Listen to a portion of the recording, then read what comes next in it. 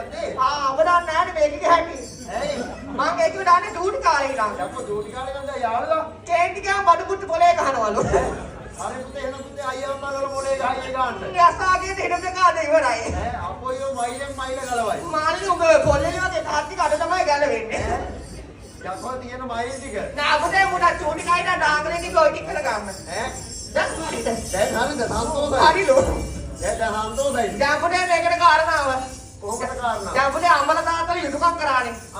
අන්න අර පෝරගේට තියලා නග්ගලා. යකෝ පෝරගේට නගන්න අපරාධයක් කරලා. ඇයි මොකද එහෙනම්? යකෝ ඒ පෝර මස්තකාරූණ කරලා. බුදු අම්මේ පෝරගේට නැග්ග වගේ තමයි.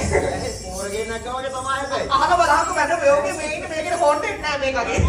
කොන්ටෙන්ට් තියලා විතර අවුල් ගන්න. නෑ පුතේ නෑ බදලා කොන්ටෙන්ට් ගිහලා තියෙන්නේ. අයිද අට ගලවලා. නෑ පුතේ නෑ අතමෙන් වක් කරලා නේද? අතමෙන් වක් කරලා. ඔයාලා යුතුයකම් ටිකක් කරානේ. අපෝ දැන් මගෙනුත් තියෙනවා චූටි එකක්. ඔයාගෙන් තියෙන චූටි එක මොකද්ද? ඔබට කියන්නේ මම මේ දෙන්නගෙන් අහලා කියන්නේ. යකෝ චූටි එක කවත් දැන් චූටි නෑ හැබැයි ඒක. දැන් ලොකුයි.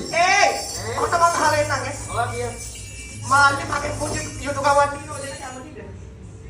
හරි පුතේ හරි. අද පුතේ මල්ලි කැමති ඕන දෙයක. මට බාලයන් ටොප් අඩු කෑල්ල. ටොප් අඩු කෑල්ල නේද? වඩේ නම් ඕනේ එකට හා තමයි. නෑ දිගටම හා කියලා හිතා නැත්නම් පවුල් කන්න. අපෝ නෑ පුතේ යුතුයකම කරන්න නම්. ඒක ඒ හාදේ මෙන්න හරියට ගන්න වෙනවා. ඉස්සරහට ගන්නද මං? ඒක අයියව ගන්න ඕනේ. පෙරේද මුගේ කී කරුකම. අයියෝ. ඊයන්න කලින් එනවා මෙන්න.